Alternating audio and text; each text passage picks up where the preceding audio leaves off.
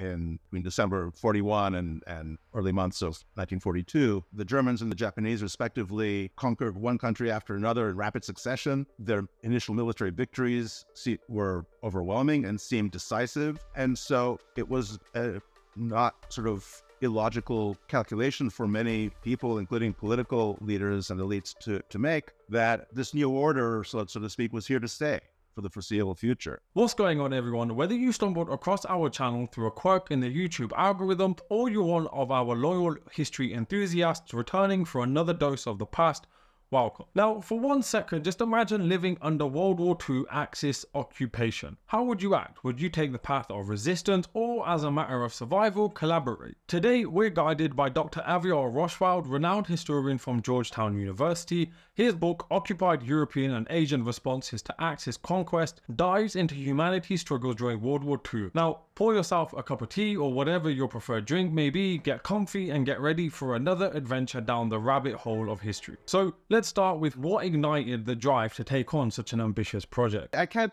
exactly reconstruct how I arrived at the topic. I usually go through a flailing about period before something gradually crystallizes. But in broad strokes, it's I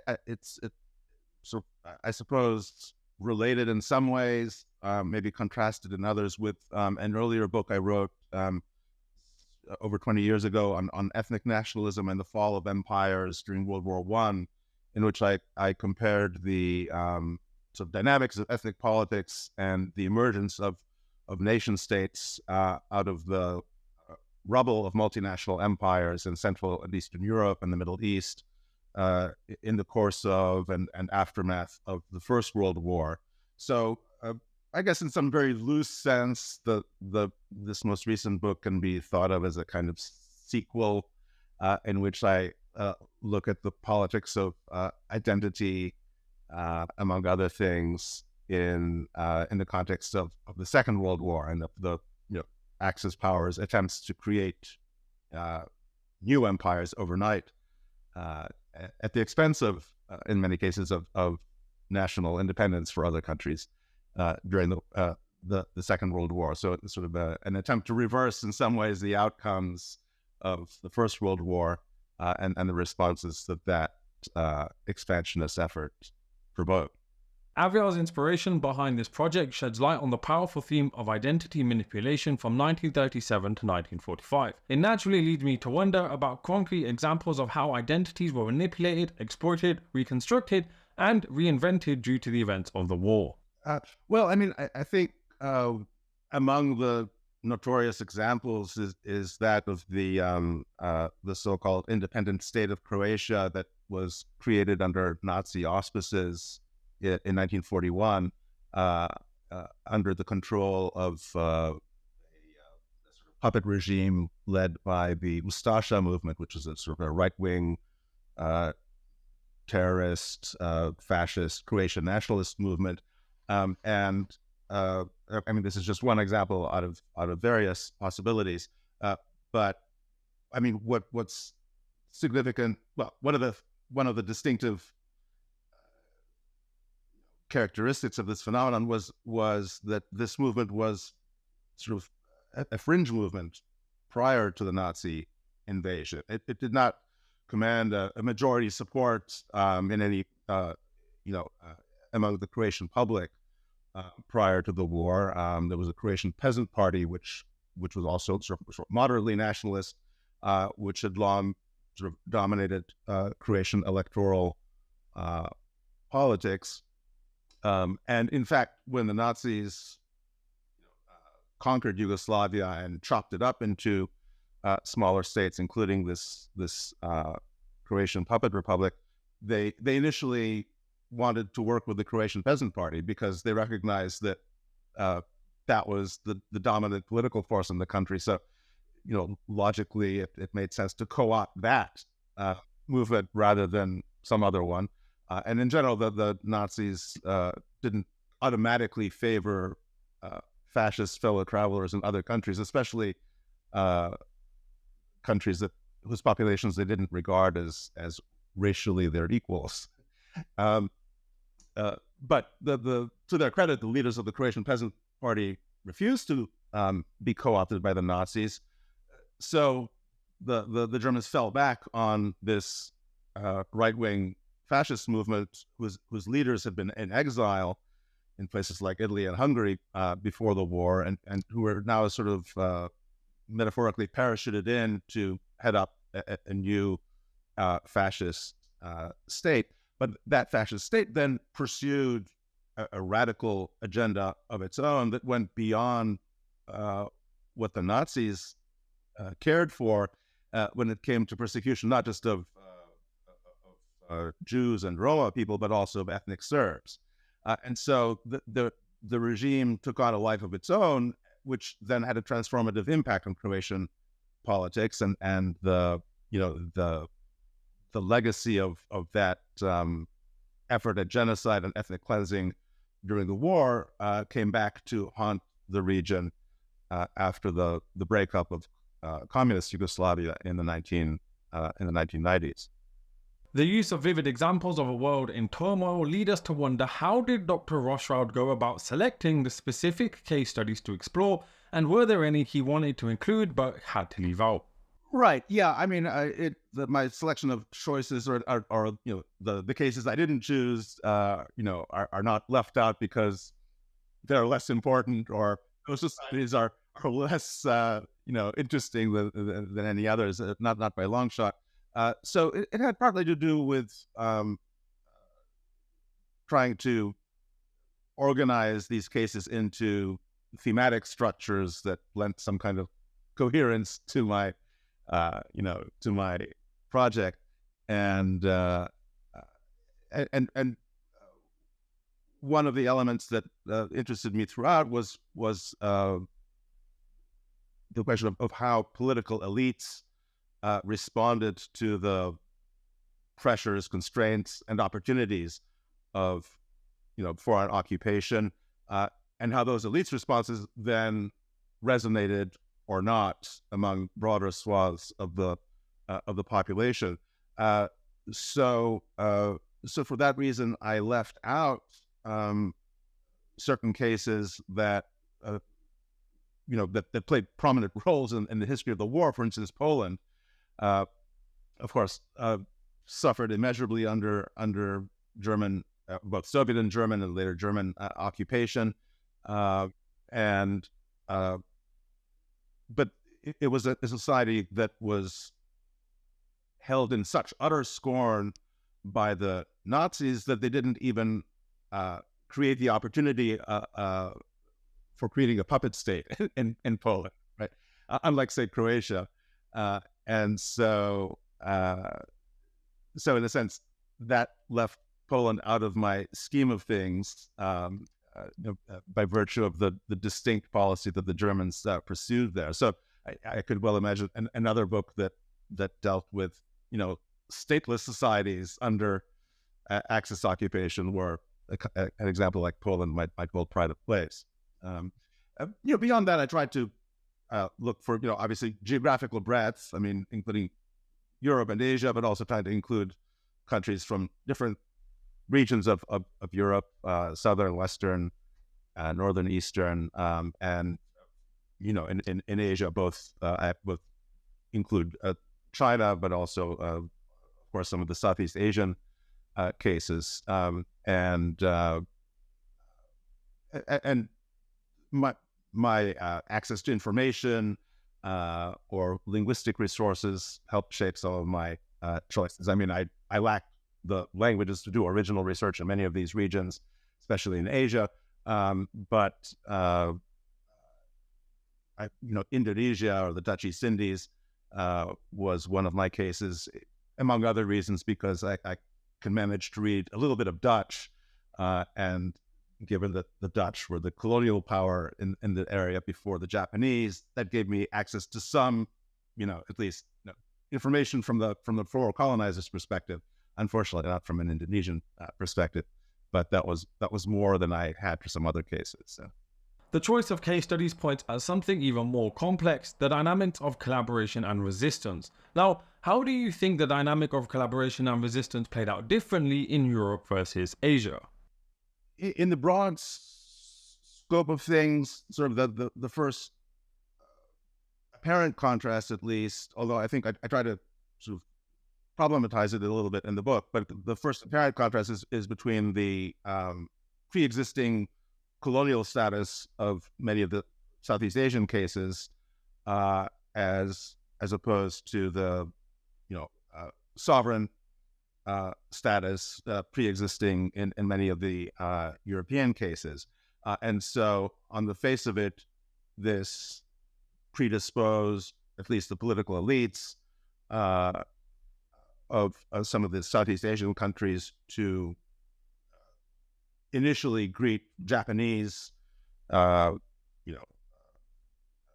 Japanese incursion more favorably than the Germans might have been greeted in European cases, because the Japanese, of course, very much tried to play on this and tried to present themselves as the un-imperialists. Right? They proclaimed themselves to be liberators of their fellow Asians from, the humiliation and exploitation, all too real of and racism of European colonialism, and so that, on the face of it, created a kind of different field of action for the Japanese in Asia than for the Germans and their allies in Europe.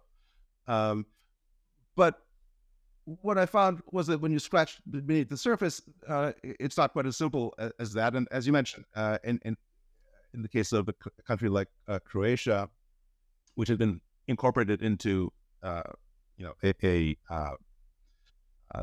larger Yugoslavia between the wars, and had been part of the Habsburg Empire before that, there was this sort of a sense of, you could call it, imperial subjugation at the hands of a Serb-dominated Yugoslav nations state.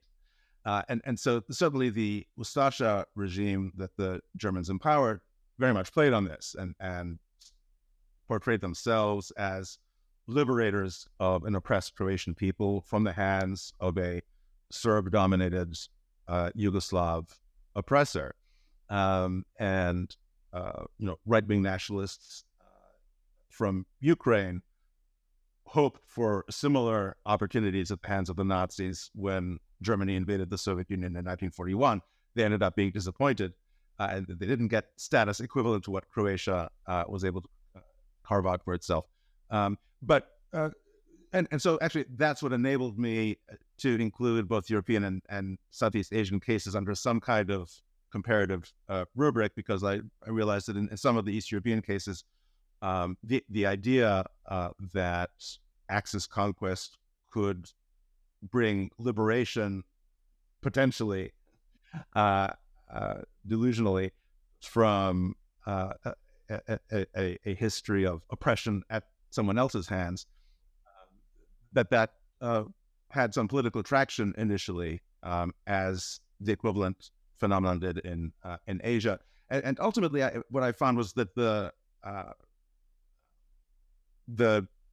sort of differences within each region were more stark than those between Europe and Asia. So, for instance, Thailand had never lost its formal sovereignty, and in recognition of that, the Japanese didn't abolish it, but sort of first invaded, then worked out an alliance with the Thai government that left the Thai government and Thai sovereignty notionally intact, even as de facto it was under Japanese occupation. And that struck me as rather similar to the German treatment of Denmark as a kind of so-called model protectorate, which was left nominally sovereign, at least in German eyes, during the first couple of years, 3 years of its occupation. I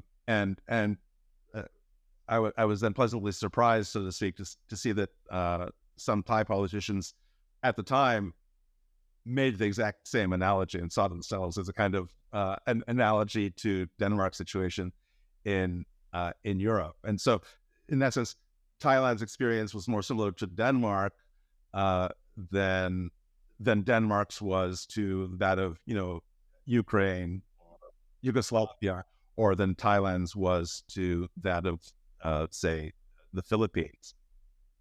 The differences between continents in collaboration and resistance are intriguing, so I had to ask Dr. Roshwald to elaborate on the role of cost-benefit calculations, opportunism, and coercion in shaping resistance and collaboration. I mean, here a lot depends, part on sort of highly contingent individual choices, and at the same time, I think we can see some overarching patterns. One significant variable here was we've already alluded to, which is the opportunities that the Axis occupiers chose to afford the occupied societies or not. The Germans chose to be much more generous in the terms they offered the Danes than in the terms they offered the Greeks, or the French, and the Japanese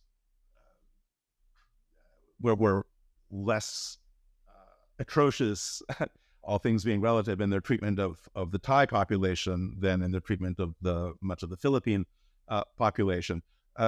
So the opportunities to collaborate differed radically from one country to the other, depending on calculations and prejudices that the Axis occupiers had, and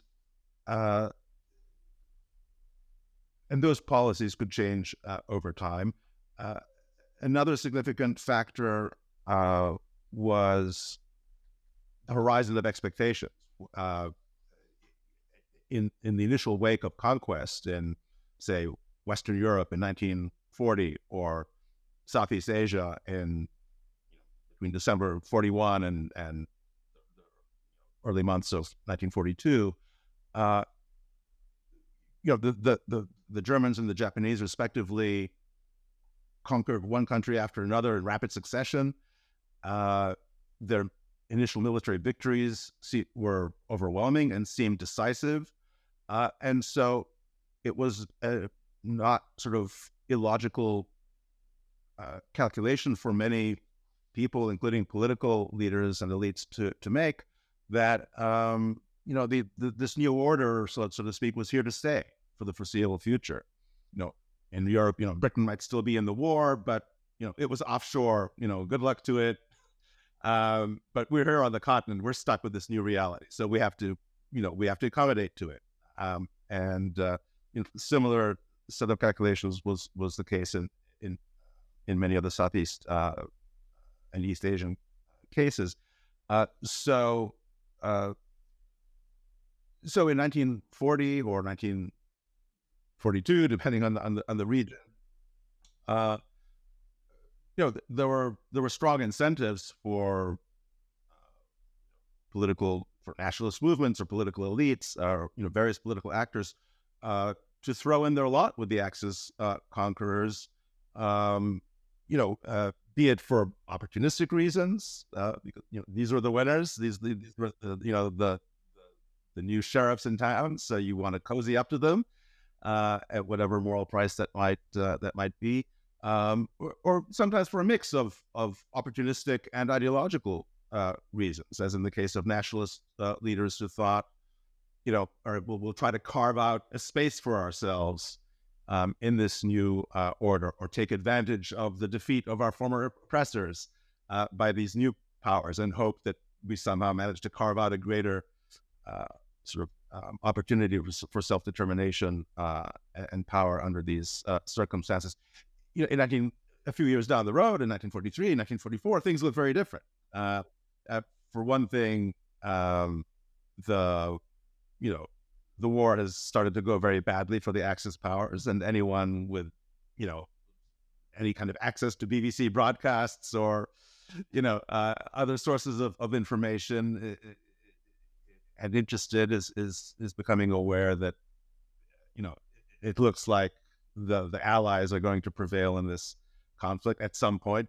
Is it months? Is it years? Hard to tell. But and so suddenly, in this context, collaborating with Axis powers doesn't look like a very sound long-term strategy, regardless of what your motives for it were. And by the same token, because the war was going badly for them and was becoming much more of a drawn-out total war of attrition, the Germans and the Japanese were becoming ever more extreme, brutal, rapacious in their demands on occupied populations, forcing people into, effectively slave labor, extracting resources, impoverishing populations in the process. So it became much more difficult for any sort of collaborationist movement or regime to retain legitimacy in the eyes of the population. It could no longer, that early on collaborators could claim, well, we're shielding our population against the worst abuses potentially associated with occupation. By 1943, 1944, they were becoming conduits for that abuse rather than shields against it. And so that, in turn, strengthened the hands of resistance movements. These underlying factors hint at the multifaceted nature of collaboration. But what did collaboration actually look like? It varies very much within each continent. As I say, in Thailand, I think a plausible case could be made that the Thai government handled the situation rather adeptly, and by negotiating a quick ceasefire after a few hours with the Japanese, and then agreeing first to a peace treaty, and then actually going on to ally themselves with the Japanese a few weeks later. They were able to retain a fair measure of internal sovereignty, and over time they were able to parlay their role as a kind of model of Southeast Asian self-determination under the auspices of a Japanese big brother to wiggle their way gradually out of their close association with the Japanese, so that in the end, the Japanese surrender in Thailand came about peacefully with very little in the way of bloodshed. But that was not an opportunity afforded other countries like the Philippines, where nominal independence was granted to local leaders by the Japanese, but the Japanese military occupation remained throughout much more brutally exploitative and murderous than was in the case of the model protectorate of Thailand. Denmark, again, I think did rather well for itself, all things being relative, under the accommodation of German occupation, to the point that, famously, the country's elites were able to help protect and rescue the overwhelming majority of the country's tiny Jewish population from Nazi genocide. It's sort of the one exception to the European norm. But again, those were circumstances that simply were not on offer to other European populations.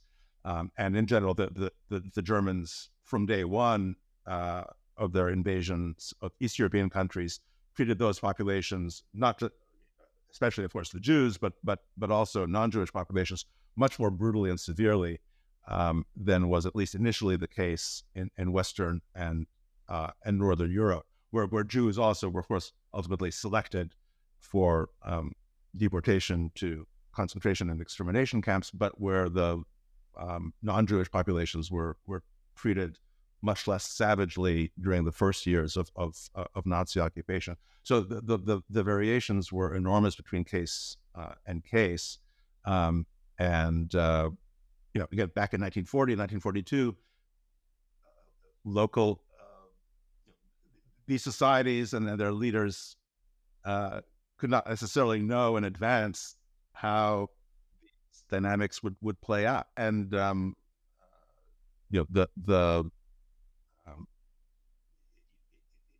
one widespread phenomenon was Croatia being an extreme example, was the way in which right-wing leaders and political movements took advantage of the circumstances of occupation to try and transform their societies in line with their preconceived ideals, so to speak. The case of Vichy France is probably the most notorious example, where right-wing political figures essentially took advantage of the Third Republic's defeat to try and reshape French society in line with a far right-wing, reactionary, and anti-Semitic agenda, and that was markedly different from, say, the Danish government's, preservation of multi-party pluralism under German occupation.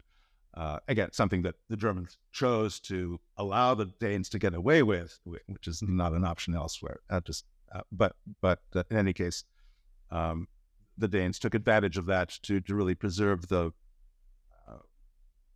fundamental continuities in their political and moral values.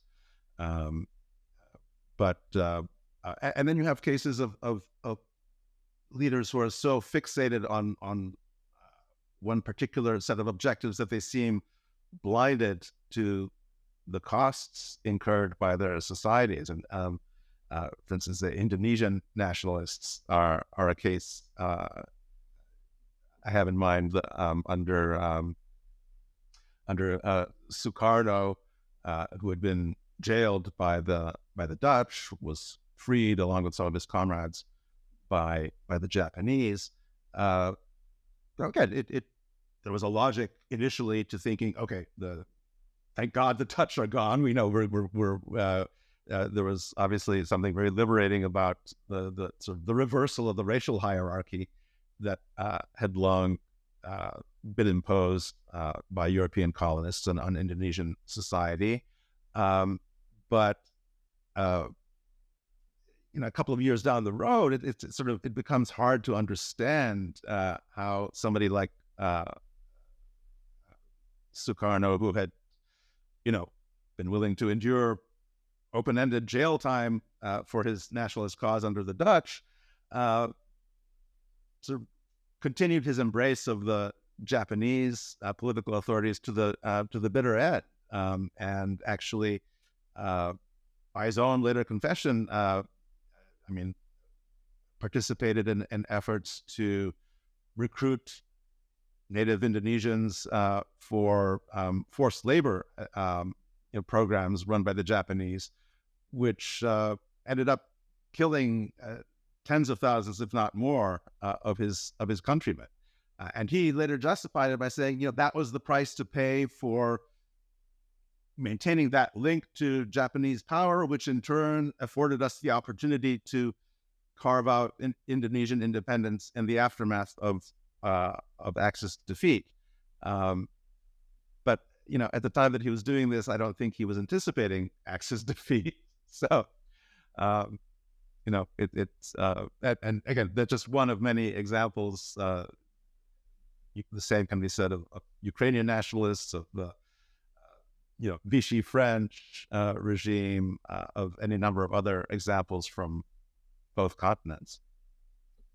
Some unusual phenomena specific to countries that struck me as interesting that I learned about to my surprise during my research. One of them was that adaptive capacity of the Thai elites and their ability to sort of to manage the Japanese occupation rather effectively from their long-term standpoint. Another was others have written about this, of course, but it was new to me. Was the emergence of a movement known as the Dutch Union, the Nederlandse Unie, in the Netherlands during the first year or so of the German occupation of Holland, when the Germans suppressed,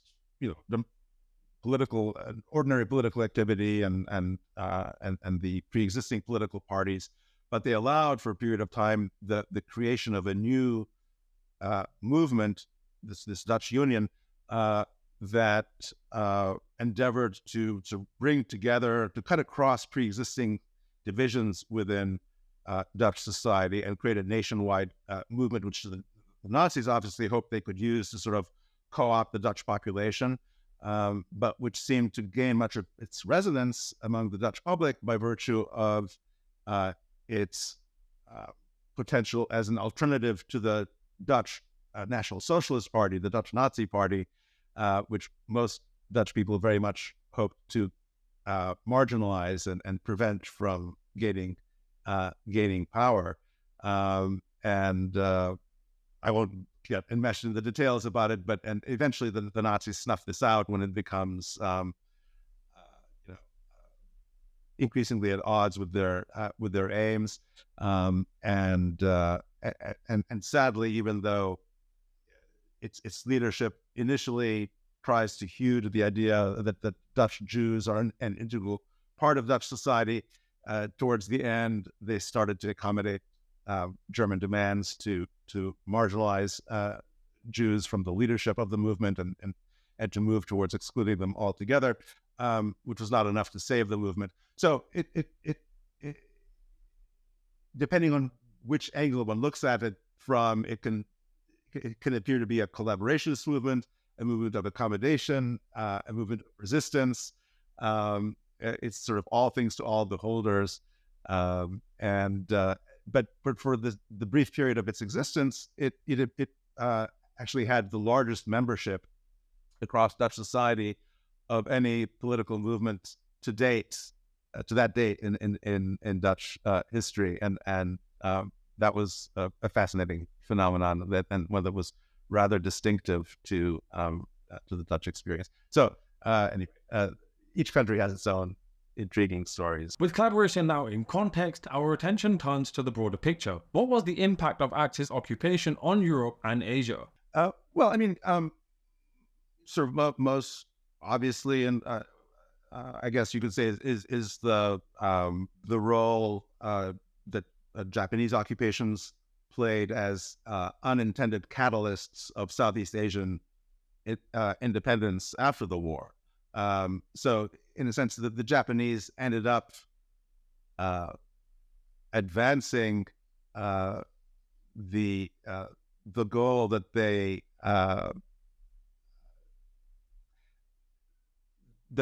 nominally embraced during the war, which was to liberate Asia from European colonial rule. Clearly, they intended to replace it with even at least as exploitative, maybe form of Japanese imperial rule, called by some other name, by the name of Greater East Asia Co-Prosperity Sphere. But in the aftermath of Japanese defeat, the legacy of their victory over European powers and of their reversal of racial hierarchies associated with European colonial rule and so forth did certainly accelerate the process of Southeast Asian anti-colonial struggles and independence in the aftermath of the war. I mean, I think it's reasonable to suggest that would have happened eventually, anyway, but it was certainly accelerated by this experience. And in both Southeast Asia and parts of Europe, in a number of well-known cases, communist movements were empowered by virtue of, as an unintended consequence of Axis occupations, because they tended to be more effective at organizing and mobilizing for resistance struggles under conditions of extreme occupation.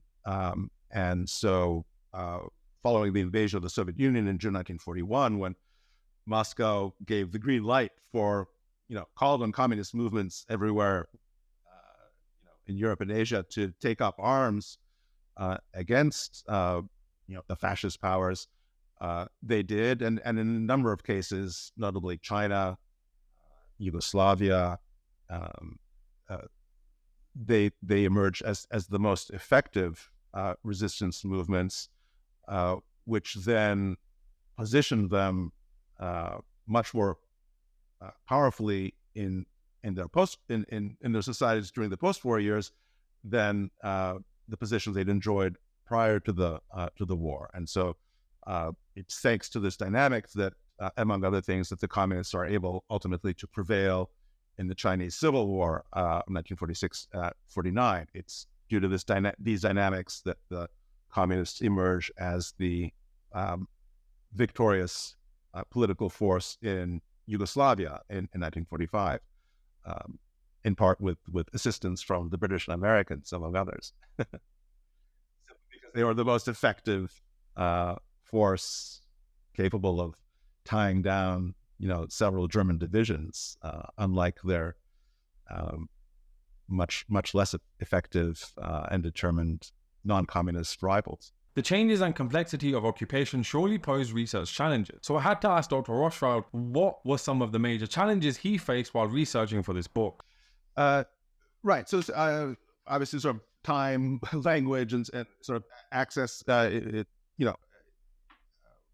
sort of obvious structural limitations. There were places where I could find ways of compensating. I mean, obviously, a lot of this is based on other scholars' work, and so I want to make it clear that I haven't discovered any of these facts. I'm trying to put them together in a novel comparative perspective. But the book rests on the work of hundreds, or if not thousands, of scholars who've worked on the histories of many of these countries during the war. But I think sort of intellectually, the big challenge was structuring the discussion in some way. Finding some way of comparing these disparate cases from different parts of Europe, let alone between European and Asian cases, in some sort of meaningful way. And so I had to sort of struggle to find a balance between an overly loose framework, which might leave the story as nothing but sort of an assemblage of stories, but in no particular relation to one another, in which the focus is exclusively on the distinctive narratives of each case, and then what lends the book coherence as a whole. So that's sort of one pitfall, and the other pitfall is imposing an overly rigid sort of set of paradigms or conceptual frameworks that end up airbrushing away some of the distinctive features of each case. And so ultimately, whether successfully or not, I settled on these sort of three analytical frameworks. And sort of the question of what constituted patriotism under these extreme conditions, comparing civil wars under occupation, and comparing sort of cases of occupation that were presented by Axis powers or by their collaborators as liberationist efforts.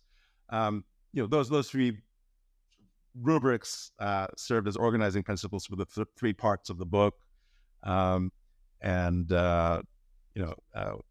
I'll leave it to readers to decide how well or poorly that works. But a caveat that I try to make explicit in the book is that these organizing frameworks should not be seen as reductionist or definitive.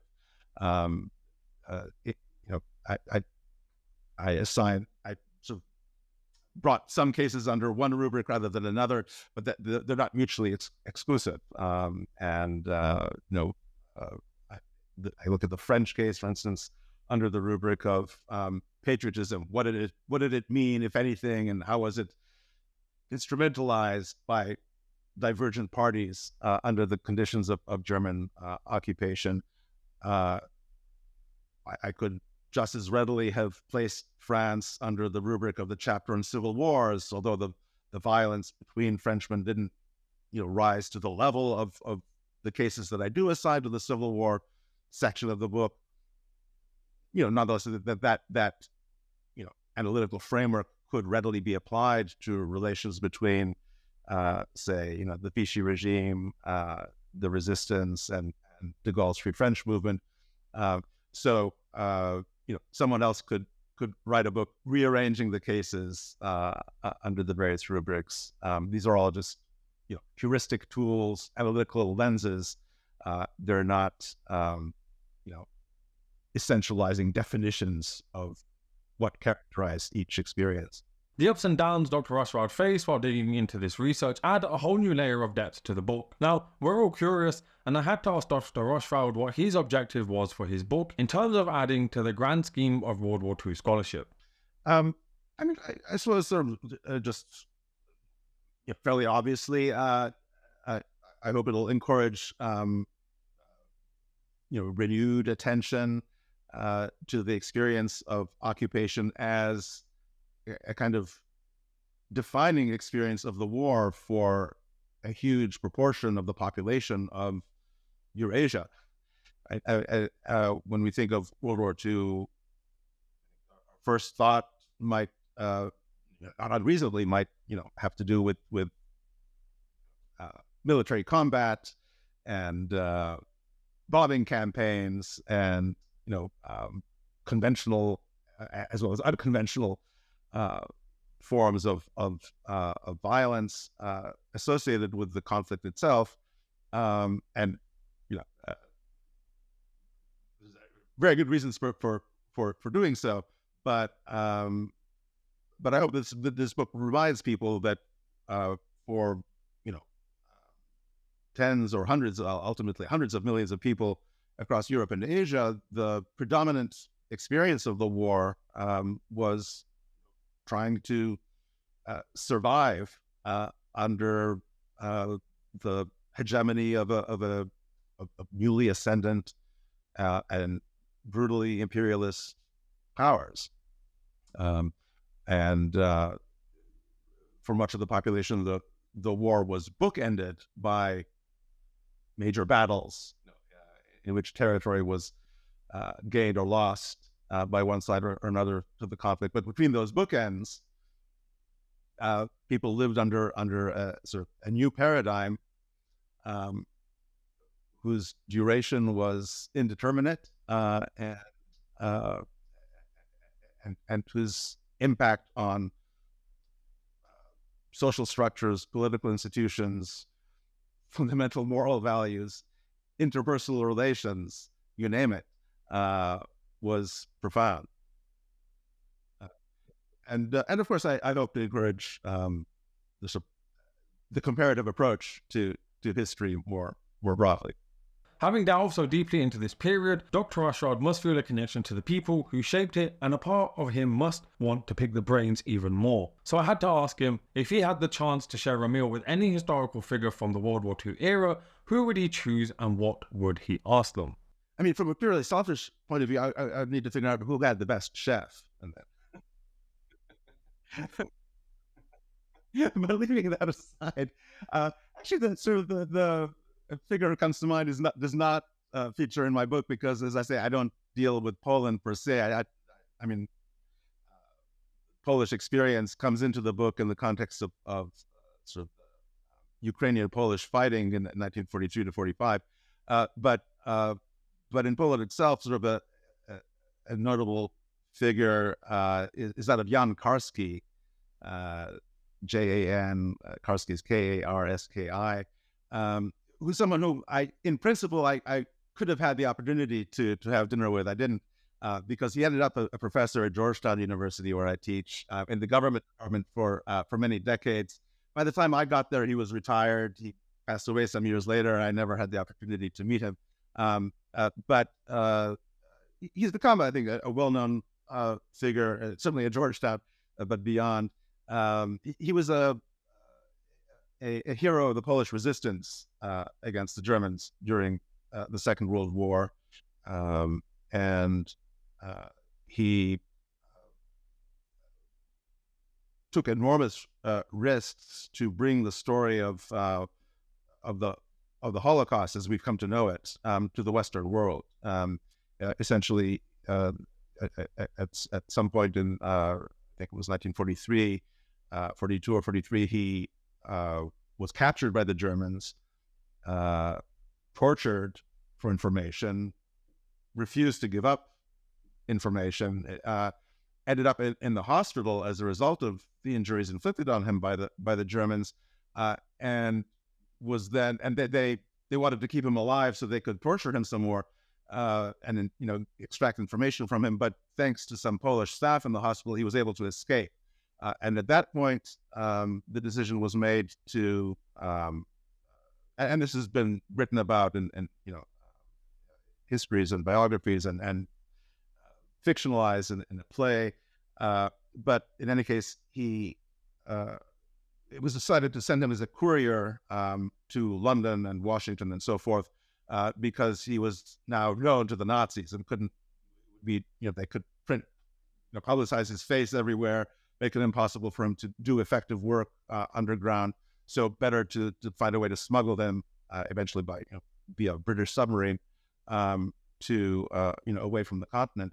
But so prior to his departure from Poland, he met with various resistance leaders to collect messages that he was to sort of personally convey to British and American leaders.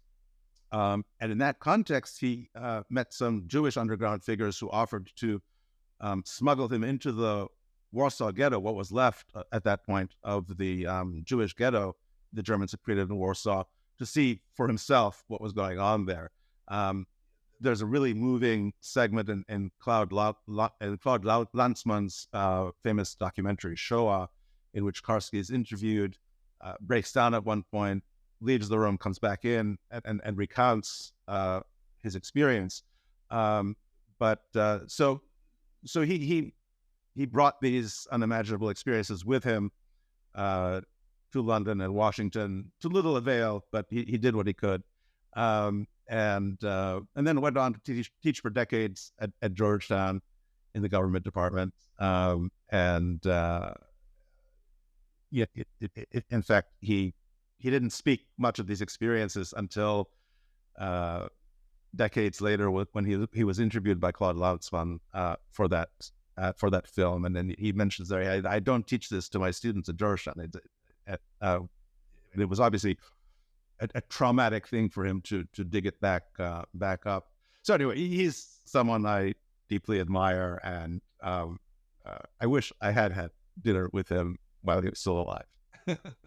And that's the end of another intriguing podcast episode. I hope you enjoyed listening to it as much as I enjoyed creating this podcast. If you're passionate about the work I'm doing and want to support it, consider becoming a paid YouTube member to unlock some cool features, or join our Patreon community. You can find the links in the description below. Thanks again for tuning in, and I'll hopefully see you in the next video. Bye.